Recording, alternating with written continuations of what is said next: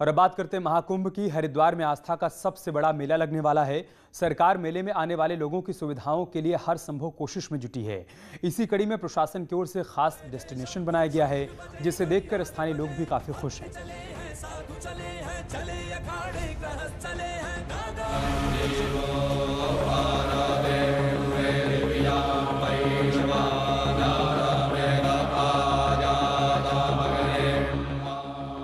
हरिद्वार महाकुंभ में श्रद्धालुओं का सबसे बड़ा मेला लगने वाला है।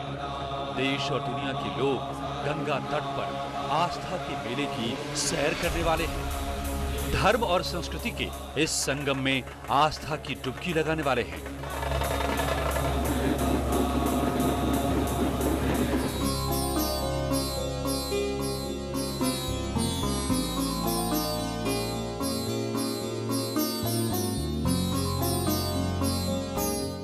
यानी शिवरात्रि के शाही स्नान के बाद 1 अप्रैल से 27 अप्रैल चैत्र पूर्णिमा तक श्रद्धालुओं का सबसे बड़ा जमावड़ा लगने वाला है।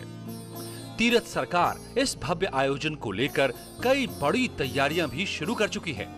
इन्हीं तैयारियों में से एक है आस्था पथ। इस पथ को रिवर फ्रंट डेवलपमेंट की ओर से बनाया जा रहा है।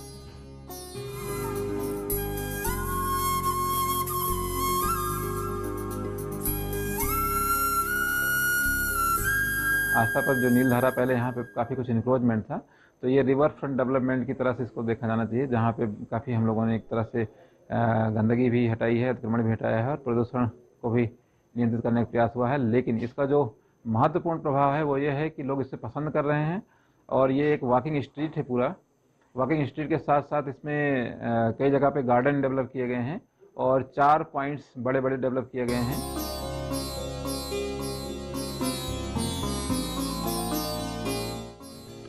1 किलोमीटर लंबे इस खूबसूरत पथ में 4 खास पॉइंट्स बनाए गए हैं, जिसमें जल दर्शन, सूर्य दर्शन, दिग्दर्शन और रम्या दर्शन बेहतरीन पॉइंट्स हैं।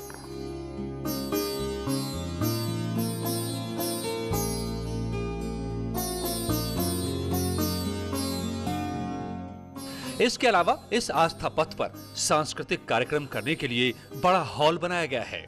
साथ ही शांत और मनोरम वातावरण में भजन कीर्तन का लुत्फ लेने के लिए एक सत्संग भवन भी बनाया गया है। यही नहीं, आस्था पथ पर फूलों की बगिया भी आपको लुभाने के लिए तैयार हो रही है। इसलिए नील धारा के तट पर इस आस्था पथ को लेकर स्थानीय लोग काफी उत्साहित हैं। एक अच्छा डेवलपमेंट हुआ है हरिद्वार के लोगों के लिए भी और यात्रियों के लिए भी। जो जब गंगा जी सूख जाती है अक्टूबर के महीने में, जब हम देखते हैं दशहरा से लेकर दिवाली तक गंगा जी बंद हो जाता है, यात्रियों को स्नान करने में परेशानी, तो उसके लिए एक नया घाट भी बन गया। ये भी एक बहुत अच्छी व्यवस्था दी गई है। इससे कि जैसे यात्री जो ऋषिकेश पलायन कर जाता था उस दौरान, तो यात्री के लिए एक अच्छा घाट की सुविधा हो गई है। बाकी लोगों की सेहत को देखते हुए इवनिंग और मॉर्निंग वॉक के लिए भी, और नज़ारा भी बहुत अच्छा है। पीछे आप देख सकते हैं चंडी देवी का मंदिर है, इधर मनसा देवी के दर्शन हो रहे हैं और पास ही में आपके हर की पौड़ी है। तो ये एक बहुत अच्छा प्रयास है। सरकार को आगे भी ऐसे सुंदर प्रयास करते रहना चाहिए। सीएम तीरथ सिंह रावत के कमान संभालने के बाद महाकुंभ को भव्य बनाने के लिए कई बड़े काम हो रहे हैं। महाकुंभ को दिव्य बनाने के लिए प्रशासन हर काम को तेजी से कर रहा है। जाहिर है, आस्था पथ भी श्रद्धालुओं के लिए एक बड़ी सौगात है। खास बात यह है कि गंगा के तट पर बनने वाले इस आस्था पथ को स्थायी उपयोग के लिए बनाया जा रहा है, जिससे स्थानीय लोग महाकुंभ के इस आयोजन को विकास का वरदान मान रहे हैं।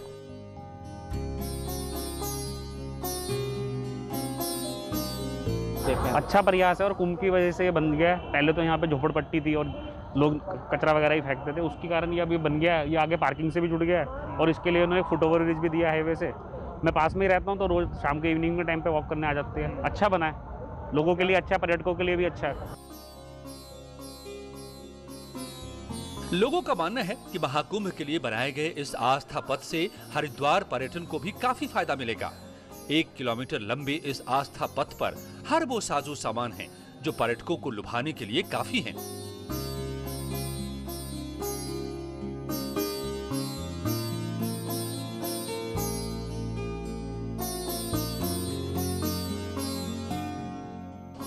महाकुंभ को लेकर सीएम तीरथ के संकल्प से तैयारियां बेहतरीन दिखने लगी हैं, क्योंकि कुंभ मेले को भव्य और लोकप्रिय बनाने के लिए सरकार और प्रशासन दिन रात मेहनत कर रहे हैं। इसलिए अब लोग भी मानने लगे हैं कि अब की बार कुंभ दिव्य और भव्य होने वाला है।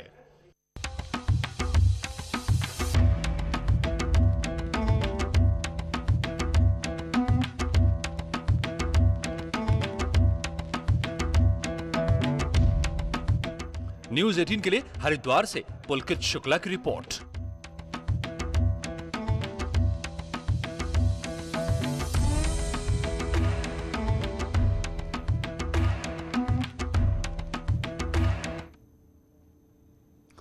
तो हरिद्वार महाकुंभ की एक एक तस्वीर हम आपको दिखा रहे हैं। महाशिवरात्रि के शाही स्नान से लेकर अब तक वहां हुई हर हलचल न्यूज़ 18 ने आपको दिखाई।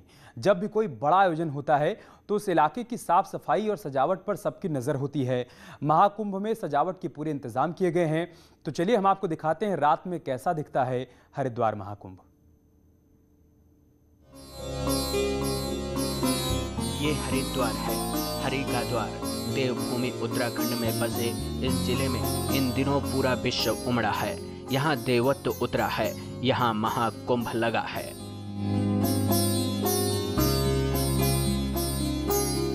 वैसे तो हरिद्वार महाकुंभ की औपचारिक शुरुआत में अभी वक्त है, लेकिन किसी भी भव्य आयोजन से पहले उस इलाके की साफ सफाई और सजावट पर विशेष ध्यान दिया जाता है। और जब मौका महाकुंभ जैसे महा आयोजन का हो तो फिर सजावट ना हो, ऐसा हो ही नहीं सकता।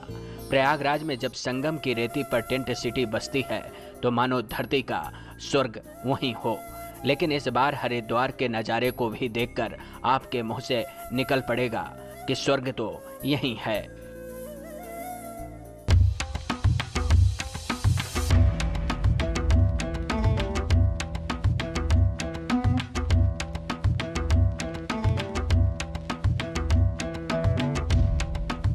सबसे पहले हरिद्वार के इस नज़ारे को देखिए।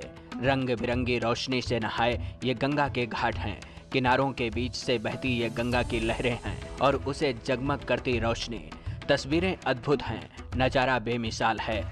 नीली रोशनी से नहाई महादेव की प्रतिमा और उनके जटाओं से निकली गंगा की कृत्रिम धारा, फव्वारों की टेक्निक लोगों का मन मोह लेती है। और देखिए, जहाँ तक नाइट लाइटिंग की बात है, इसमें माननीय मुख्यमंत्री जी ने निर्देश दिए हैं कि रोशनी बहुत अच्छी क्वालिटी की होनी चाहिए। तो इस क्रम में हमने 2-3 कैटेगरीज ली हैं। सबसे पहले तो हमारे जो ब्रिजेस हैं, इसमें टेम्परेरी ब्रिजेस, परमानेंट ब्रिजेस, हमारे जो घाट हैं, मेजर मंदिर है जिसमें हमारा दक्ष मंदिर है, CCR की बिल्डिंग है, कुछ प्रमुख चौराहे हैं, सभी पे बहुत ही आकर्षक लाइटिंग की गई है। रात के नज़ारों के बाद अब दिन की तस्वीरें भी देखिए। ये हरिद्वार का रामपथ है। कुंभ क्षेत्र की ओर जाने वाले रास्तों को इसी तरह से पेंट किया गया है। दीवारों पर देवी देवताओं की पेंटिंग बनाई गई है। कहीं पवन पुत्र हनुमान तो कहीं मर्यादा पुरुषोत्तम श्री राम की पेंटिंग है। रामायण की चौपाइयाँ लिखी गई हैं। श्री राम के बाल काल की भी कथाएं हरिद्वार की सड़कों और दीवारों पर उकेरी गई हैं।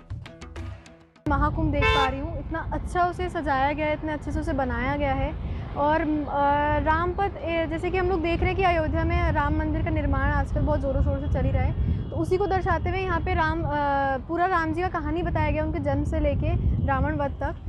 तो बहुत सुंदर और बहुत रंगों से हमारे पूरे हरिद्वार को रंगों से भर दिया गया है। तो बहुत अच्छी बात है, तो बहुत सुंदर बना दिया गया है। हरिद्वार महाकुंभ में आने वाले श्रद्धालु यहाँ की सजावट देखकर काफी खुश होते हैं। दीवारों और सड़कों के डिवाइडर पर रामायण की पूरी कहानी उकेरी गई है। इस पेंटिंग को बनवाने के लिए हरिद्वार मेला प्रशासन ने स्पेशल कलाकारों को हायर किया था, जिन्होंने अपनी कलाकारी से रामायण की कहानियों को जीवंत कर दिया।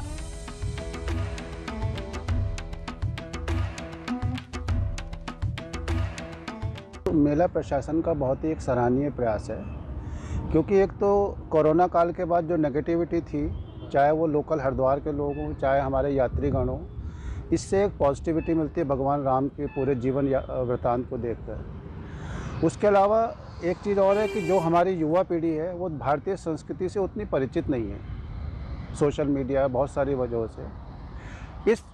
इतने सुंदर चित्रों को देख के उनका आकर्षण जरूर बढ़ेगा भारतीय संस्कृति की तरफ। हरिद्वार महाकुंभ में करवाई गई ये पेंटिंग इसलिए भी खास है कि सोशल मीडिया वाली जनरेशन अपनी संस्कृति से भी परिचित हो सके। भगवान राम से जुड़े हुए उनकी पूरी जीवन वृत्तांत को वर्णित किया गया है।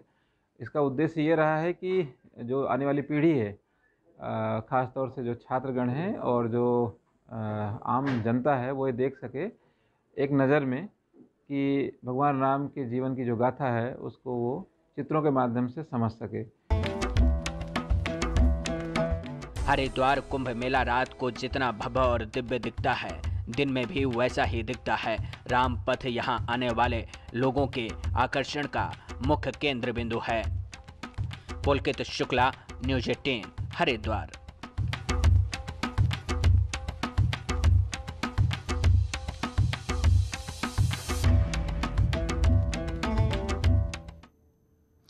धर्मनगरी हरिद्वार की धड़कन यानी विश्व प्रसिद्ध हर की पौड़ी की छटा इन दिनों देखते ही बन रही है। जगमगाती लाइटों के बीच गंगा आरती और महाकुंभ को लेकर किए गए विशेष इंतजाम आपका मन मोह लेंगे।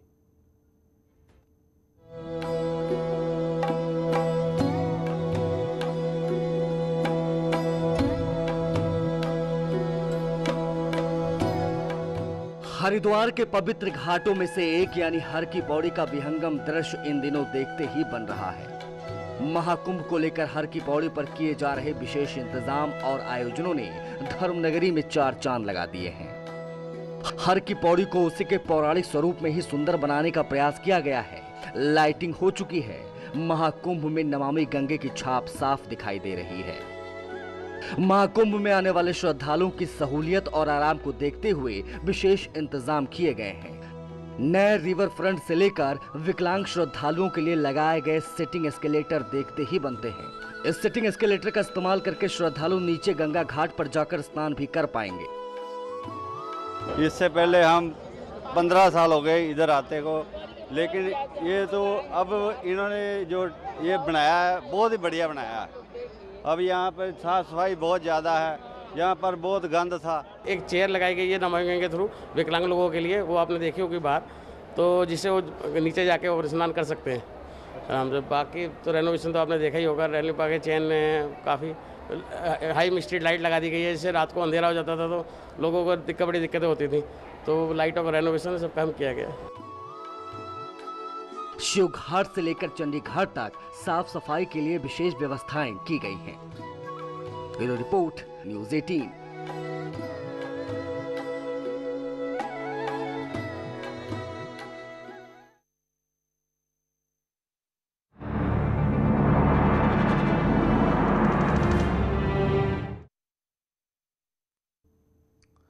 और बात करते एक ऐसी गाय की जिसके दूध से निकलने वाले घी की खासियत जानकर आप हैरान हो जाएंगे, जो न सिर्फ लोगों की सेहत को बनाने में मदद करता है बल्कि बीमारियों से भी दो हाथ करने की भूमिका निभाता है। वैसे तो ये गाय पहाड़ की है, लेकिन इस गाय के घी की डिमांड पहाड़ से बाहर दूसरे राज्यों में भी है।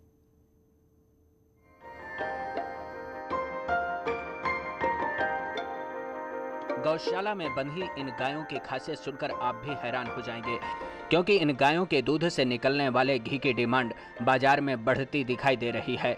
ये उन लोगों के लिए रोजगार का साधन भी बन रही है जो लोग गौपालन करते हैं। वैसे तो ज्यादातर लोग इसे घाटे का सौदा मानते हैं, लेकिन ऐसा नहीं है, क्योंकि गौशाला में बंधी गायों के दूध से निकलने वाला घी लोगों को काफी पसंद आ रहा है। शहरों में रहने वाले लोग बाजार में मिलने वाले मक्खन को खाकर खुश हो जाते हैं, क्योंकि वो देसी घी का स्वाद शायद ही चख पाते हों। इसके पीछे की वजह यह है कि जो परिवार देसी घी का सेवन करते हैं वो जानवरों को भी पालने का काम करते हैं, इसलिए उन्हें देसी घी मिल जाता है। बहुत से लोग ब्रांड नेम वाले घी का सेवन करते हैं, जिसके स्वाद में भी खासा फर्क दिखाई देता है, क्योंकि कंपनियां बढ़ा चढ़ाकर दावा करती हैं और देसी के नाम पर बाजारों में लोगों से महंगे दाम पर व्यापार करते हैं। लेकिन चंपावत के नरियाल गांव में पलने वाली इन बद्री गायों के घी की मांग अब दूसरे प्रदेशों में बढ़ रही है, क्योंकि लोगों को बद्री गाय के घी का स्वाद काफी पसंद आ रहा है। इस घी को खरीदने के लिए गाजियाबाद की एक कंपनी ने उन परिवारों से सौदा किया है जो परिवार बद्री गायों को पालने का काम करते हैं, उनकी देखरेख करते हैं, दूध निकालकर उसको जमाने का काम करते हैं और फिर दूध से निकली मलाई को धीमी आंच में पकाकर घी निकालते हैं। सर हम बद्री गाय का घी 3 दिन तक उसे जमा करते हैं, तीसरे दिन उसको बिलोते हैं। बिलोने के बाद उसको हम मक्खन निकाल के उसको पका लेते हैं। मक्खन घी को हम छान के अलग एक कैन में डाल के उसको इकट्ठा कर लेते हैं, जो यहाँ सीधे सस्ता गाजियाबाद को जाता है। बद्री गाय के घी से होने वाली कमाई अब लोगों के लिए रोजगार का अवसर बनती जा रही है। कहा जाता है कि बद्री गाय भारतीय नस्ल की गाय है, जिसकी खासियत ये है कि ज्यादा दूध नहीं देती, लेकिन इस गाय का दूध विदेशी नस्ल की गायों से ज्यादा पौष्टिक होता है। यही कारण है कि लोगों को भी ज्यादा पसंद आ रहा है। इसकी वजह से पहाड़ में लोग बद्री गाय को पाल भी रहे हैं, घी निकालकर बेचने का काम भी करते हैं। स्थानीय लोगों को, महिलाओं को यहाँ पे रोजगार मिला है। जैसे कि बद्री नस्ल की गायें हैं, इस प्रजाति को गवर्नमेंट ने प्रोत्साहन के रूप में, ताकि ये विलुप्त ना हो, इसलिए बद्री गाय यहाँ पे रखी हैं। बाजार में इस घी की कीमत करीब 5500 रुपए प्रति किलो है, जिसमें A2 प्रोटीन पाया जाता है, जबकि विदेशी नस्ल की गायों में A1 प्रोटीन होता है, जो लोगों की सेहत के लिए ज्यादा अच्छा नहीं माना जाता। जबकि